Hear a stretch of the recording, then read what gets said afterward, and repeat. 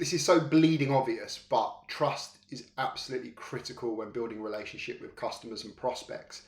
And it's kind of the first rule of selling is that your objective is actually to build trust. So they trust you, therefore they trust your product, your service, the organization that you work for.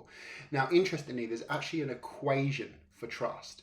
It was written by a gentleman called David Maister from the book The Trust Equation. I just wanted to spend a couple of minutes talking through this because it's super, super interesting that we can look at behavioral traits and then model those behavioral traits to generate trust in our prospects and customers. So what is the equation? Well, it's surprisingly really, really simple. Trustworthiness equals credibility plus reliability plus intimacy over self-orientation. So let's go through these individually. Well, the first one is credibility. Are you credible in what you're saying and what you're doing, in your actions and your behavior? Do you carry a degree of credibility with it? Now, that can look like lots of different things, and that could be the previous work that you've done in the past, the way that you conduct yourself, the types of customers that you've worked with. And this isn't new. We should know by now that building credibility is really, really important. The next one is reliability. This is a really, really interesting one. And this is one where I think salespeople fall down very, very often. Do we do the things we say we are going to do? Are we demonstrating the actions of reliability? When we set deadlines, when we tell them we're going to do things, do we stick to those deadlines and do them?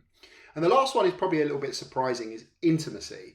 Do we have a deeper understanding, knowledge, relationship with the prospects that we're working with? This is really, really important. It's a key tenet to this, is that are we going that layer deeper to get intimate with the customer, understand them on a deeper level? And again, you'll probably experience this when you're purchasing something. When you feel like someone truly understands you and knows you and has that depth of knowledge, it does definitely help build trust. Now, this is all over something called self-orientation.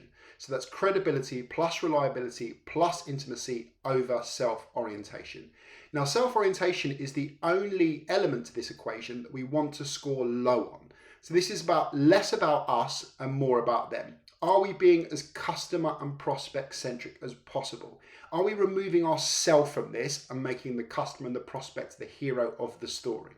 So it's very, very simple. If you can demonstrate credibility, reliability, and build that intimate relationship with the customer, and do this by removing yourself and making it about them, this is fertile breeding ground for trust to flourish. So why am I sharing this? Well, first of all, it's important to understand what those characteristics are that are going to help you build trust. But the more important part for me is that once they've been labelled and identified, we can reflect and look back on ourselves and see whether we have those things. Or if we're working an opportunity, we can try and identify if we're doing those things as well. So it's a great opportunity to look at this equation and start modelling that behaviour to increase the chance of you building better relationships, but more importantly, coming across as a trusted advisor. Hope it's been useful. Don't forget to follow, like and share.